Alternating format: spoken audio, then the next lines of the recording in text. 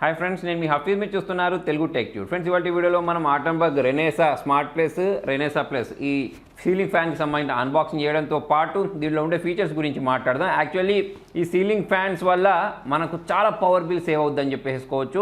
So అటువంటి టెక్నాలజీతో అయితే దీన్ని డెవలప్ చేయడం జరిగింది. సో ఎవరిలో అయితే ఎక్కువగా పవర్ కన్సప్షన్ జరుగుతూ ఉంటుందో సీలింగ్ ఫ్యాన్స్ కారణంగా, సో వాళ్ళకైతే బెస్ట్ చాయిస్ అవుతుంది. ఈ సీలింగ్ ఫ్యాన్ యొక్క ప్రత్యేకత ఏంటి అంటే ఇందులో మనకు రిమోట్ ఇస్తారు, దాంతోపాటు మొబైల్లో ఒక యాప్ ఇన్స్టాల్ చేసుకోవచ్చు వీళ్ళది ఆటంబర్గ్.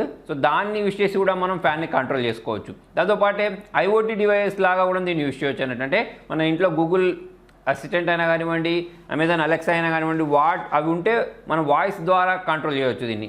ఎస్పెషల్లీ ఇంట్లో పెద్దవాళ్ళు ఉన్నప్పుడు మాత్రం ఇటువంటి ఫ్యాన్స్ అనేవి చాలా బాగా పనిచేస్తాయి. ఎవరికైతే కీళ్ళ నొప్పులు ఉంటాయో పెద్దవాళ్ళు మాటికి నించొని వెళ్ళి ఆ ఫ్యాన్ ఆఫ్ చేయడం ఆన్ చేయడం లాంటివి వాటి కోసం ఇబ్బంది పడుతుంటారు, వాళ్ళ కోసం అయితే ఇది పర్ఫెక్ట్ చాయిస్ అవుతుంది. ఫ్రెండ్స్, మరి ఒకసారి ఈ సీలింగ్ ఫ్యాన్ని అన్బాక్సింగ్ చేసి చూద్దాం. సో ఇందులో రెండు మోడల్స్ ఉన్నాయి కదా. ఒక మోడల్లో సీలింగ్ ఫ్యాన్కి సంబంధించిన రెక్కలు అనేవి అదే బాక్స్లో ఉన్నాయి, ఇంకొక దాంట్లో సపరేట్గా అయితే పంపించడం జరిగింది. సో ఇప్పుడు మనము ఈ రెండింటిని అన్బాక్సింగ్ చేద్దాం. సో బాక్స్ పైన చూసుకున్నట్టయితే ఆటంబర్గ్ వై నాట్ అని చెప్పేసి మెన్షన్ చేసేసారు. దాంతోపాటే మనకు 3 years అంటే 2+1 year వారంటీ ఉంటుందని చెప్తున్నారు.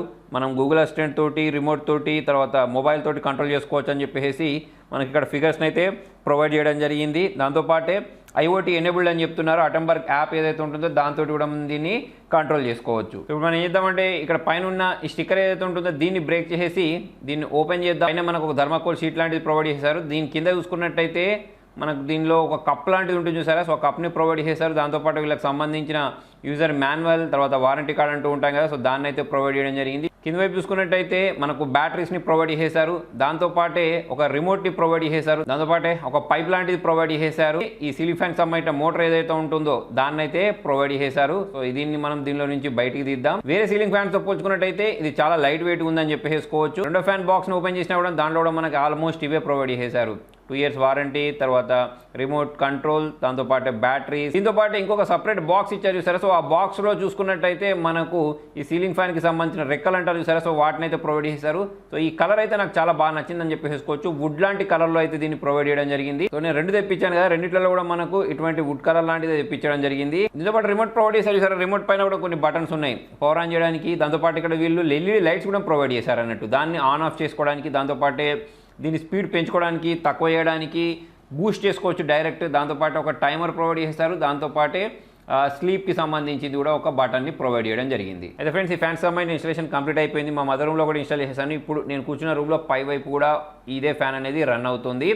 అంతకుముందు నేను ఏదైనా ఒక వీడియో రికార్డ్ చేసేటప్పుడు ఆ వీడియోలో ఫ్యాన్ సౌండ్ అనేది ఎక్కువ వచ్చేది, కాకపోతే ఈ ఫ్యాన్ పెట్టిన దగ్గర నుంచి ఆ సౌండ్ అనేది తగ్గిపోయిందని చెప్పేసుకోవచ్చు. అంతేకాకుండా నాకు సౌండ్ వస్తుంది అని నాకు అనిపించినప్పుడు చేతిలో రిమోట్ ఉంటుంది కాబట్టి నేను నా వీడియో మధ్యలో నుంచి లేచి దాన్ని ఆఫ్ చేయాల్సిన అవసరం లేకుండా డైరెక్ట్ ఇక్కడ నుంచి ఆఫ్ చేయొచ్చు. లేదా మొబైల్ యాప్ ఉంటుంది కదా, దాన్ని యూస్ చేసి కూడా మనం దీన్ని ఆపరేట్ చేసుకోవచ్చు. మొబైల్ యాప్లో కూడా ప్రతి ఒక్క సెట్టింగ్ ఉంటుంది. అంటే మన రిమోట్లో ఏమేమి చేయొచ్చు ప్రతి ఒక్క సెట్టింగ్ వీళ్ళు మన మొబైల్ యాప్లో కూడా ప్రొవైడ్ చేశారు. అది స్పీడ్ పెంచుకోవడమైనా కానివ్వండి, ఈ ఎల్ఈడి లైట్ ఆన్ చేయడమైనా కానివ్వండి, బూస్ట్ చేయడం లాంటివి, లేకపోతే టైమర్ పెట్టడం లాంటి అన్ని ఫీచర్స్ అయితే దీనిలో ప్రొవైడ్ చేశారు. దాంతోపాటు ఇక్కడ వీళ్ళు ఎల్ఈడి లైట్స్ ప్రొవైడ్ చేశారు చూసారా, అవి ఓన్లీ షో పర్పసే కాకుండా మనం రిమోట్లో ఈ స్పీడ్ని పెంచుతూ ఉంటాయి. అంటే 1 ప్రెస్ చేసినప్పుడు ఒకటే లైట్ వస్తుంది, 2 ప్రెస్ చేసినప్పుడు 2 లైట్లు వస్తాయి. సో అలా మన స్పీడ్కి తగ్గట్టు ఆ లైట్స్ అనేవి వస్తూ ఉంటాయి.